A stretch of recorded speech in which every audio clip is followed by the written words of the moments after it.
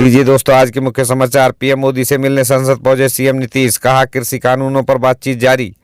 आगे बताएंगे दोस्तों, राहुल गांधी का पीएम मोदी पर बड़ा हमला, कहा प्रधानमंत्री ने 3 विकल्प दिए, भुखमरी, बेरोजगारी और आत्महत्या।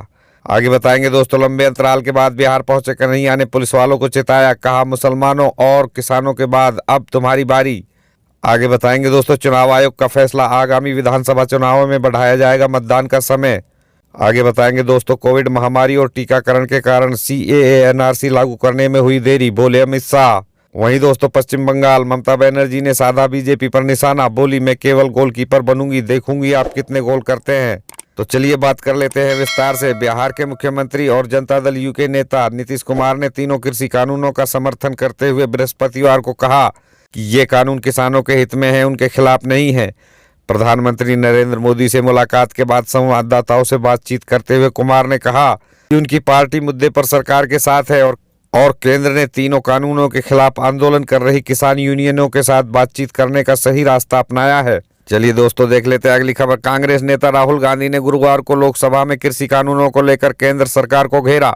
राहुल ने अपने बयान की शुरुआत करते हुए कहा कि बुधवार को इसी सदन में प्रधानमंत्री ने कहा था कि विपक्ष किसान आंदोलन की बात कर रहा है, लेकिन इन कानूनों के विषय वस्तु व इरादे पर बात नहीं कर रहा। राहुल ने कहा कि आज मैंने सोचा कि मैं उन्हें खुश कर दूं। मैं आज विषय वस्तु व इरादे दोनों पर बोलूंगा। राहुल गांधी ने कहा कि प्रधानमंत्री ने कल ऑप्शन की बात कही थी।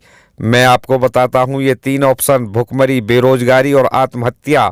पीएम नरेंद्र मोदी पर वार करते हुए राहुल गांधी ने कहा, ये कानून हम दो हमारे दो के लिए लाए हैं। उनका इशारा कथित उद्योगपति मित्रों की ओर था। राहुल ने कहा कि पहले सरकार ने ये काम नोटबंदी के जरिए किया था, किसानों व मजदूरों का पैसा छीन लिया गया। ये दोस्तों अगली खबर। लोकसभा चुनाव में करारी शिकस्त के बाद जेएनयू के पूर्व छात्र संघ अध्यक्ष और वामदल के युवा नेता गुरुवार को बिहार पहुंचे। काफी लंबे अंतराल के बाद बिहार में किसी बड़े मंच से कन्हैया को जनता को संबोधित करते देखा गया। पूर्णिया से किसान आंदोलन का बिगुल फूंकते हुए कन्हैया ने किसान महापंचायत में उपस्थित लोगों को संबोधित किया। इस दौरान मंच से कन्हैया ने सिपाहियों को चेतावनी देते हुए कहा कि जो हाल सीएए और एनआरसी वालों को हुआ, वही हाल हमारा और किसानों का हुआ। अब वही हाल पुलिस वालों का भी होगा।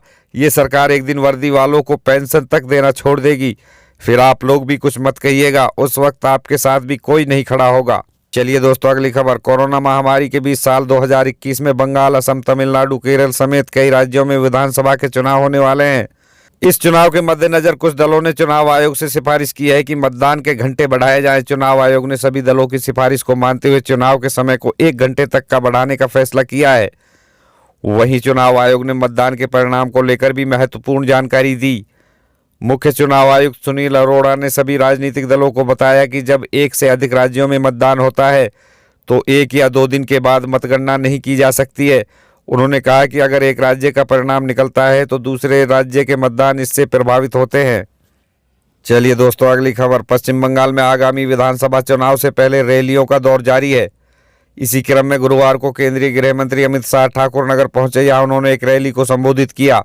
उन्होंने अपने संबोधन में कहा कि मैं दूसरी बार ठाकुर नगर की पवित्र धरती पर आया हूँ। कुछ परिस्थितियों के कारण मेरा दौरा रद्द हो गया तो ममता दीदी बहुत खुश हो गई। अरे ममता दीदी, अभी बहुत समय है, अप्रैल तक मैं बार बार आऊँगा, जब तक आप चुनाव नहीं हारती तब तक आऊँगा। उन्होंने कहा कि भारतीय जनता पार्टी हिंसा का दौर रोककर विकास का नया दौर पश्चिम बंगाल में शुरू करने जा रही है। हम सीएए लेकर आए, बीच में कोरोना आ गया। ममता दीदी कहने लगी कि झूठा वादा है, हम जो कहते हैं वो करते हैं। जैसे ही वैक्सीनेशन का काम समाप्त होता है, जैसे ही कोरोना से मुक्ति मिलती है, आप सभी को नागरिकता देने का काम भाजपा सरकार करेगी। चलिए दोस्तों अगली खबर। पश्चिम बंगाल की मुख्यमंत्री ममता बनर्जी ने गुरुवार को बीजेपी पर बंगाल को बांटने का आरोप लगाया है। उन्होंने कहा कि वो बीजेपी के सामने नहीं झुकेगी। मुख्यमंत्री ने कहा, चलो एक निष्पक्ष खेल खेलते हैं। आप अपनी टीम में लेफ्ट और कांग्रेस के साथ लड़ सकते हैं, हम अकेले लड़ेंगे। मैं केवल गोलकीपर बनूंगी और देखूंगी कि आप कितने गोल मार सकते हैं। ममता बनर्जी ने कहा, आप मुझे गाली दे सकते हैं, लेकिन आप मुझे अनदेखा नहीं कर सकते। किसानों को लूटने के बाद, मुझे अपने धर्म का पालन करने की अनुमति नहीं देने के बाद, दंगे करने के बाद आप बंगाल चाहते हैं।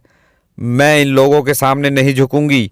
इससे पहले ममता बनर्जी ने बीजेपी नेताओं की रथ यात्रा पर तंज कसते हुए कहा था कि वो ऐसा व्यवहार कर रहे हैं कि जैसे वो भगवान हो। बनर्जी ने आरोप लगाया कि बीजेपी की रथ यात्रा का उद्देश्य धर्म के आधार पर समाज में विभाजन पैदा करना है। उन्होंने बीजेपी पर हिंदू धर्म के बारे में झूठ फैलाने का आरोप लगाते हुए कहा, उन्हें हराने की बीजेपी की कोशिशें देश में विपक्ष के अंतिम किले को ढहाने की उसकी महत्वाकांक्षा का अंतिम हिस्सा है।